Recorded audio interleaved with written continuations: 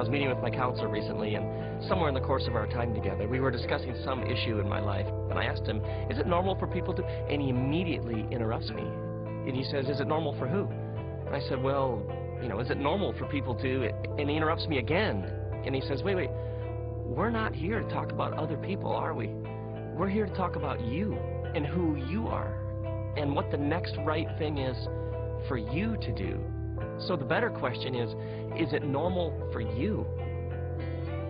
Now there's a story in the Bible about a man named Jacob who wrestles an angel. Now the scriptures aren't exactly clear who he's struggling with, whether it's actually an angel or whether it's a man or some sort of divine messenger, but they struggle hour after hour by the side of a river. And at daybreak, the man says to Jacob, let me go. And Jacob says, I will not let you go until you bless me. And the man says, well, what is your name? Now this question has a bit of history to it. When we meet Jacob much earlier in the story, he's trying to deceive his father into thinking that he's actually his older brother Esau. Because in that culture at that time, the father would give the older son a blessing. And now their father is blind, and so he's disguised himself as the older brother. And their father Isaac, he senses something is not right. And so he asks, who are you? And Jacob says, I'm Esau. When we first meet Jacob in the story, he's trying to be someone else. Now his older brother Esau finds out what he's done, and he's furious, and he threatens to kill him. And so Jacob leaves, and he's on the run. Now in the ancient Near East, your name was more than just words. Your name was identity. Your name was reflective of your character, your substance. I mean, the very fiber that made you, you. Your name told who you are. So when this man asks Jacob, what is your name? The real question he's asking him is, who are you? I mean, how much of our pain comes from not knowing how to answer that question? Soon after his resurrection, Jesus is having a meal with his disciples, and he's talking to one of them, Peter, about Peter's responsibility to lead Jesus' followers after he's gone. And Jesus says to Peter, he says, Peter, feed my sheep, which is a way of saying, take care of my church. Jesus gives Peter this calling, this task, a vocation, something to do with his life. And then Jesus says to him, Peter, follow me. And what's Peter's response to the sacred, holy moment between the two of them? Peter looks at one of the other disciples and says, well, what about him? And Jesus replies, what is that to you? You follow me.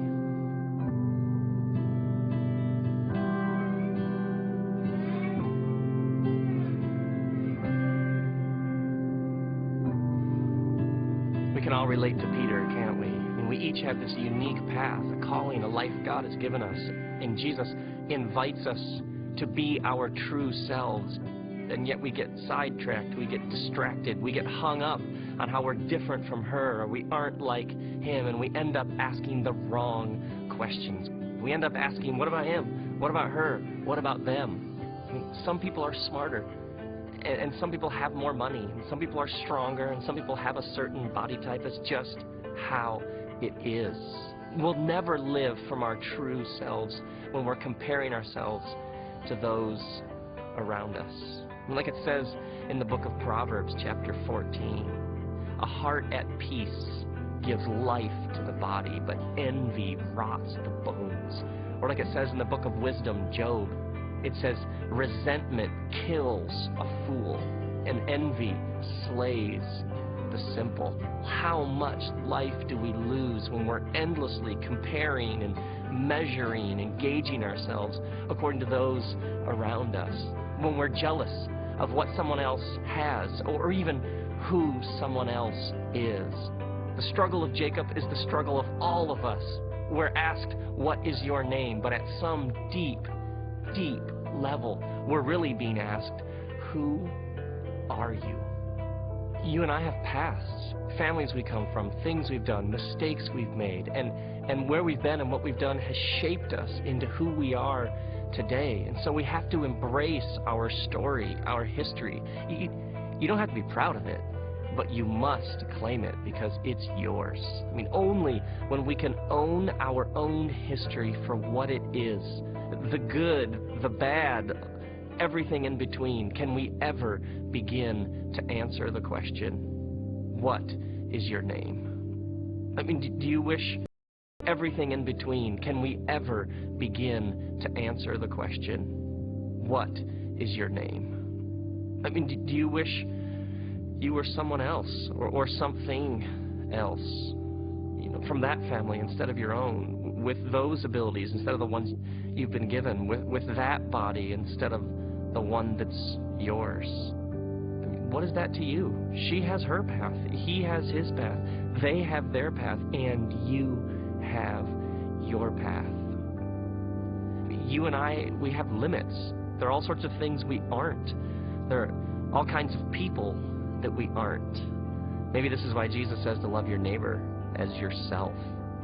How could I ever love and embrace someone else when I've never come to terms with who I am and then who I'm not? I mean, some people live their whole lives according to the expectations of others, whether it's authority figures or family members. It's as if there's this script that's already been written by someone else, and all they're essentially doing is just acting it out. Or others, they give their lives to the hopes and dreams and goals and plans of someone else. And so in the process, their identity, their life gets lost. Or others are just crippled by guilt and shame.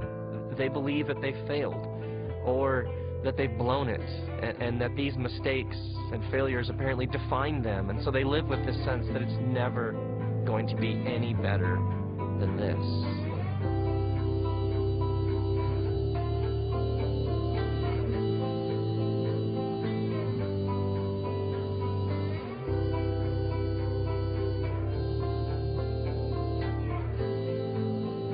If you need spiritual direction, if you need counseling, if you need a fresh perspective, if you need the wisdom of a mentor or the words of trusted friends, get it.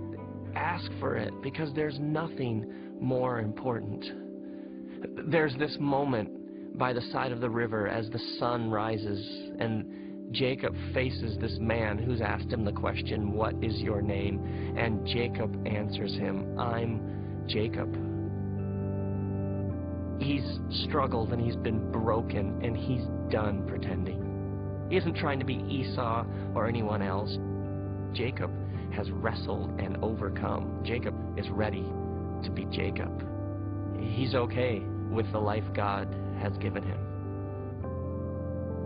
It's actually at this point in the story that God then pulls him into his divine destiny as the father of a nation.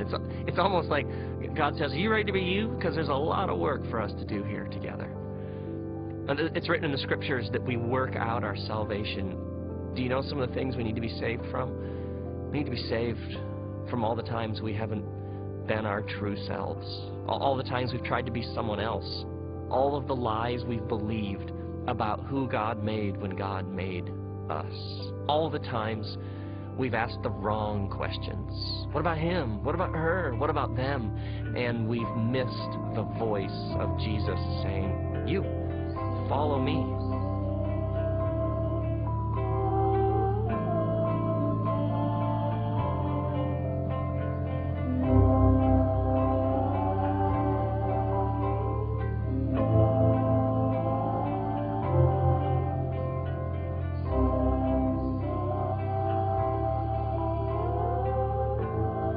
So may you do the hard work of the soul to discover your true self. May you find your unique path, the one God has for you. And in the process, may you find yourself comfortable in your own skin.